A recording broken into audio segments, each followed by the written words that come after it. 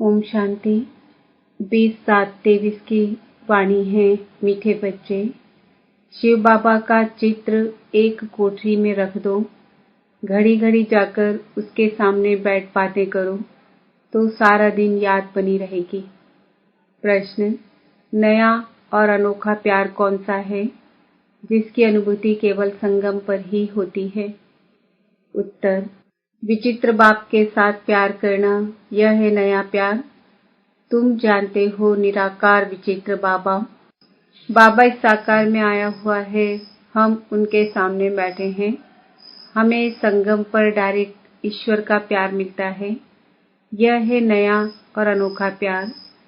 सारा कल्प देहधारियों से प्यार किया, अब विदेही बाप से प्यार करना है। ऐसा प्यार संगम पर ही होता है। गीत कौन आया मेरे मन के द्वारे। ओम शांति।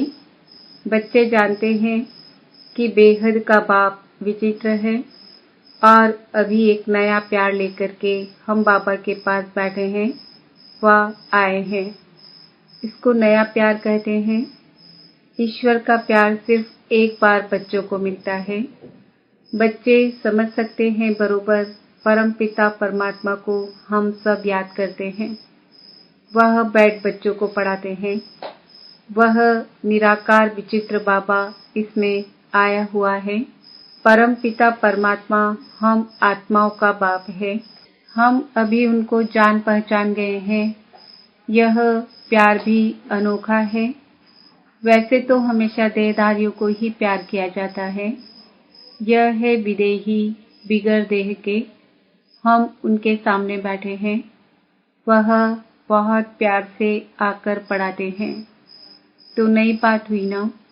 आगे जो आशाएं थी, धन मिले, महल मिले, वह सब आशाएं बदल गई है। सारी दुनिया में तुम्हारी आश बदली हुई है।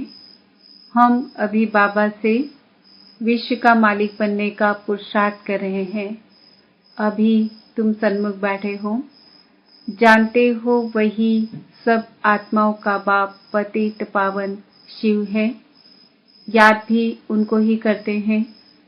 अभी तुम बच्चे सन्मुख बैठे हो, दिल में उमंग है, बेहद के बाप से बेहद का वर्षा लेना है। कितना विचित्र अनोखा वंडरफुल बाबा है, यह और कोई नहीं जानते, सिर्फ तुम ही जानते हो।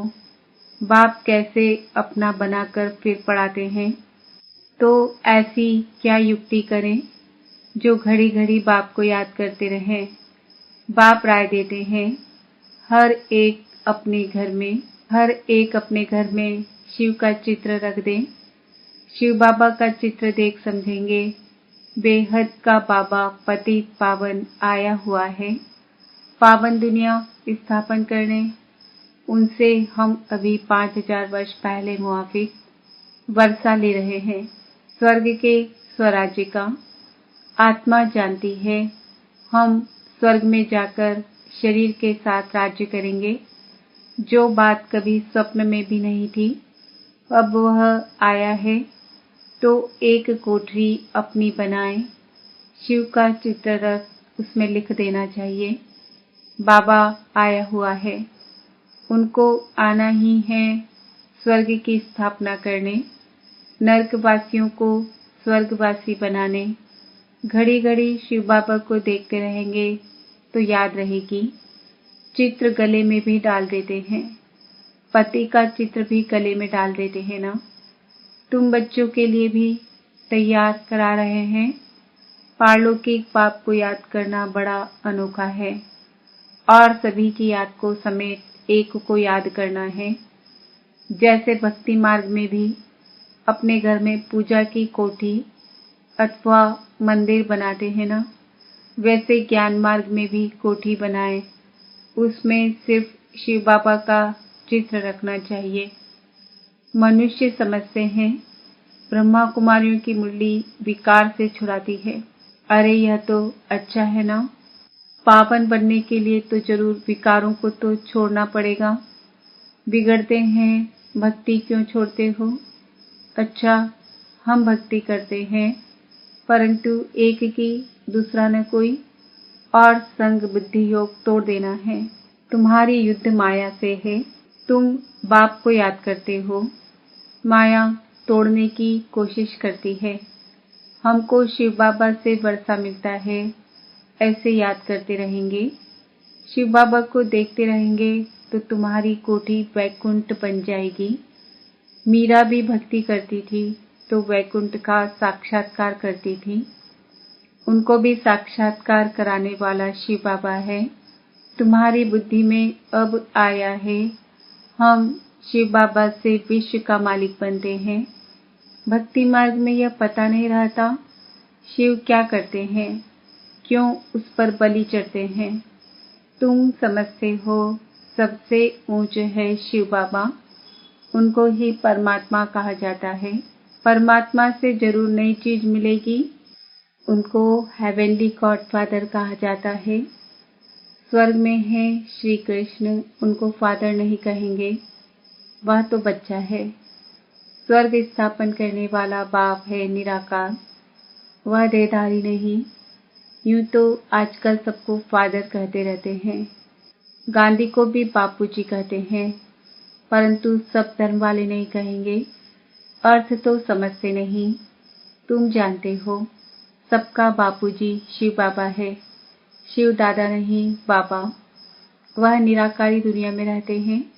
श्री कृष्ण को याद करेंगे, लेकिन वह तो वैकुंठ निवासी है। ऋषि मुनि आदि सब देहधारी यहाँ होकर गए हैं। परमात्मा है निराकार, उनको देह है नहीं। सर्वव्यापी के ज्ञान कारण बुद्धि किसकी भी चलती नहीं। बाप आकर बुद्धि का ताला खोलते हैं। यहाँ है नई बात। और सत्संग में ऐसे नहीं समझते हैं कि शिव बाबा नॉलेज दे रहे हैं। वहाँ तो सब देहधारी बैठे हुए हैं। तुमको निश्चय है हम निराकार बाप से सुन रहे हैं। निराकार जरूर जब साकार में आए तब तो पहचान दे। कल्प कल्प बाप आते हैं, आकर मालिक बनाते हैं। फिर भी माया कितना हैरान करती है, विघ्न डालती है। रुद्र ज्ञान यज्ञ में असुरों के विघ्न पड़ते हैं। देह अभिमान आने से ही विघ्न पड़ते हैं। पापा कहते हैं अपने को अशरीरी समझो। हम तो बाबा के बने हैं। बाबा वापस लेने आए हैं। यह शरीर छोड़ अब वापस जाना है। अपने से बातें करो। सूक्ष्म देहधारी व स्थूल देहधारी सबकी याद छोड़नी है। पक्का पक्का निश्चय करना है। हम आत्माएं परम धाम से आई हैं, वहाँ के हम रहने वाले हैं। सतयुग में इतने जन्म राजाई की, 84 जन्म लिए, अब नाटक पूरा होता है। वापस जाना है। घर में कोई हंगामा हो तो कोठरी में शिव का चित्र रख दो। ब्राह्मण लोग स्त्रियों को कहते हैं कि शिव की पूजा नहीं करनी है, परंतु शिव बाबा तो आते ही हैं माताओं के लिए। पुजारी लोग खुश होते हैं क्योंकि माताएं सबसे जास्ती पैसे रखती है। भक्ति की सच्ची भावना अबलाओं माताओं में रहती है। पुरुष तो जैसे खग्गे हैं, घड़ी घड़ी बाहर निकल जाते हैं। बुद्धि योग बहुत भटकता है। पत्नी का पति तरफ बहुत मोह जाता है। तुम बच्चे समझते हो यह दुखधाम है। अब सुखधाम स्थापन करने वाला बाबा आया हुआ है। युक्तियां रचनी हैं। हम बाप को कैसे याद करें। उनको इन आँखों से नहीं देखा जाता। यह आत्मा कहती है हमारा शिव बाबा बाप है। शिव का चित्र देखने से बड़ी खुशी होगी। तुम बच्चों का योग भी अव्यभिचारी चाहिए। शिव का चित्र रख घड़ी घड़ी याद करते रहो। बाबा ने अपना मिसाल बताया था। लक्ष्मी नारायण के चित्र से हमारा कितना प्यार था। फिर एक दिन ख्याल आया लक्ष्मी दासी बन पांव दबा रही है, ऐसे तो ठीक नहीं है। तो आर्टिस्ट को कहा इससे लक्ष्मी को तो मुक्त कर दो। बाकी नारायण का चित्र पॉकेट में पड़ा रहता था। एक पॉकेट में, एक मुरादी के बॉक्स में।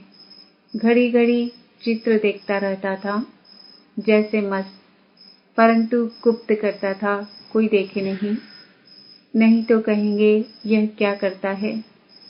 पहले श्री कृष्ण से प्यार था, फिर उनको छोड़ विष्णु से हो गया। जैसे भक्ति नौदा होती है, वैसे यह याद भी नौदा होनी चाहिए। इससे प्राप्ति बहुत भारी है, उनसे तो कुछ नहीं। अल्पकाल के लिए थोड़ा सुख मिलता है, फिर दूसरे जन्म में मेहनत करनी पड़े। भक्ति में, धंधे आदि में मेहनत लगती है। कमाओ तब खाओ। बाबा तुमको इस एक जन्म में इतनी मेहनत कराते हैं, जो 21 जन्म प्रारब्ध भोगते रहेंगे। कुछ मेहनत करने की दरकार नहीं रहेगी। 21 जन्म सदा सुखी रहेंगे। तो ऐसा बाप जो पुरुषार्थ करना सिखलाते हैं, उनको तो याद करना चाहिए ना। कहते हैं श्वासों श्वास याद करो। गुरु लोग अपने शिष्यों को कहते हैं माला फेरो, राम राम करते रहो। बस राम राम जपते जपते रोमांच खड़े हो जाते हैं। राम राम की मस्ती में झूलते हैं, जैसे कि राम की पुरी में पहुंच गए हैं। तुमको तो बाबा कहते हैं एक शिव बाबा की याद का अजपा जाप करो और कुछ याद न आए। परंतु माया भी सामना करती है। भक्ति मार्ग में थोड़े ही माया सामना करती है। यह है माया और ईश्वर के बच्चों की युद्ध। नाटक भी बनाते हैं। भगवान ऐसे कहते हैं, माया ऐसे कहती है। अभी है संगम युग। माया के उल्टे सुलटे संकल्प विकल्प तो आते रहेंगे। तूफान ऐसा जोर से लगता है जो मनुष्य को भी उड़ाकर दूर फेंक देता है। यह फिर माया रावण का तूफान है। उनसे बचने की युक्तियां तो पापा बताते रहते हैं। तुम कहेंगे हमको परमपिता परमात्मा राजयोग सिखलाते हैं। तुमसे कोई पूछे तुमको यह सन्यास किसने कराया? गुरु कौन है? बोलो परमपिता परमात्मा। ऐसा कोई नहीं होगा जिसको भगवान आकर सन्यास कराए। वह सब मनुष्य को कराते हैं। यहाँ बाप आकर कहते हैं देह सहित जो भी संबंध है उनको छोड़ो। इस पुरानी दुनिया का त्याग कर नई दुनिया को याद करो। सन्यासी ऐसे थोड़े ही कहेंगे। अब तो प्रैक्टिकल में पुरानी दुनिया का विनाश होना है, इसलिए सबका बुद्धि से त्याग कर एक बाप से बुद्धि लगानी है। तुम सगाई करते हो ना, देहधारी को याद किया तो सगाई कच्ची हो जाएगी। सर्वधर्मानि परित्यज्य, मैं फलाना हूँ, यह हूँ, वह सब छोड़ अपने को आत्मा समझो। 84 जन्मों को तो तुम जान गए हो। अब खुशी से वापस जाते हैं। ताली बजानी चाहिए। हम आत्माएं एक शरीर छोड़ दूसरा लेती हैं। अपने को देही समझना है। हम आत्मा पहले पहले गोरी थी, फिर 84 जन्म लिए, अब वापस जाकर के फिर आए, स्वर्ग में राज्य करेंगे। यह स्वदर्शन चक्र फिराना कितना सहज है। शिव का चित्र तो पॉकेट में पड़ा रहे। बाबा आप आए हो, कितने मीठे हो। हमारे बाबा होना, ऐसी ऐसी बातें करनी चाहिए। श्री कृष्ण के साथ भक्ति मार्ग में ऐसी बातें करते थे ना। शिव का फर्स्ट क्लास लॉकेट सोने चांदी का बनाएंगे। गरीबों को सोने का, साहूकारों को चांदी का देंगे। यह माताएं बड़ी मीठी है। गांव वालों में भाव अच्छा रहता है। साधारण बच्चों को देख बाबा भी खुश होते हैं। श्री कृष्ण को कांवड़े का छोरा कहते हैं ना। श्री कृष्ण तो कांवड़े का छोरा बन न सके। वह तो स्वर्ग का मालिक है। इनकी और श्री कृष्ण की बातें मिक्स कर दी है। कांवड़े का पूरा अनुभव इनको है। श्री कृष्ण गावड़े का छोरा बन न सके। हाँ, यह दादा छोटेपन में था। पला ही गावड़े में हूँ। तो इस साधारण तन में फिर बाप ने आकर प्रवेश किया है। बाबा ने मुख्य बात समझाई है कि सारा मदार है याद पर। याद कभी भूलनी नहीं चाहिए। लौकिक बच्चा थोड़े ही कभी कहेगा मैं बाप को भूल जाता हूँ। सजनी कभी साजन को भूल जाती है क्या? इम्पॉसिबल है। यह है तुम बच्चों के लिए मेहनत। निरंतर याद के अभ्यास से ही विकर्म विनाश होंगे, नहीं तो फिर सजा खानी पड़ेगी। विजयमाला में आ नहीं सकेंगे। कमाल है बाप की, जो बुढ़ियों, गरीबों, गणिकाओं, अहिल्याओं, कुब्जाओं आदि को आकर अपना बनाते हैं। यूं तो कोई चित्र की दरकार नहीं है, परंतु माया भुला देती है, इसलिए चित्र रखा जाता है। बुद्धि में रहना चाहिए। हम जाते हैं बाबा के पास। रास्ता देख लिया है, मुक्ति, जीवन मुक्ति का। और कोई पंडा होता ही नहीं है। इनको इंद्रप्रस्थ भी कहते हैं। कोई पतित आकर छिप करके बैठेगा तो पत्थर बुद्धि बन जाएगा। बाबा तो अंतर्यामी है ना। यह बाबा, ब्रह्मा बाबा बाहरयामी है। उस बाबा को झट मालूम पड़ जाता है पतित छिपा हुआ बैठा है। तो जिसने ऐसे पतित को लाया उनको और जो पतित आकर बैठा होगा उन दोनों को सजा मिलेगी। इसलिए कभी भी पतित को नहीं लाना चाहिए।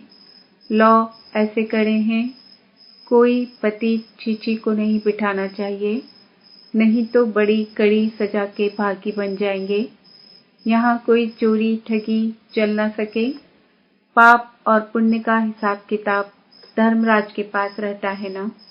अच्छा, मीठे मीठे सिकिल दे बच्चों प्रति माता पिता बाप दादा का याद प्यार और गुड मॉर्निंग। रूहानी बाप की, रूहानी बच्चों को नमस्ते।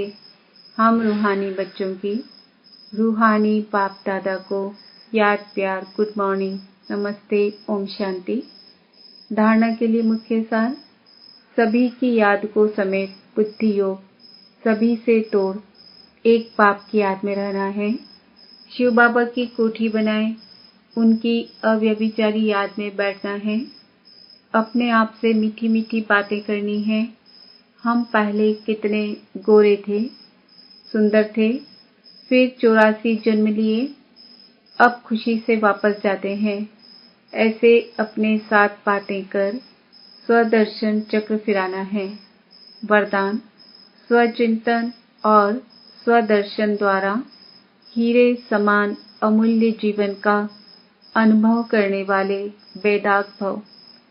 हीरे समान अमूल्य जीवन का अनुभव करने के लिए सदा स्वचिंतन करो और स्वदर्शन चक्रधारी बनो, क्योंकि हीरे को दागी बनाने वाली केवल दो बातें हैं, एक परदर्शन, दूसरा पर चिंतन। यही दो बातें संग के रंग में स्वच्छ हीरे को दागी बना देती है। इसलिए इस मूल बीज को समाप्त कर स्वचिंतन करो और स्वदर्शन चक्र फिराओ, तो धूल और दाग लग नहीं सकता। सदा बेदाग सच्चा हीरा, चमकता हुआ अमूल्य हीरा बन जाएंगे। स्लोगन, विचित्र बाप के चित्र और चरित्र को याद करने वाले ही चरित्रवान हैं। आज का समान है, मैं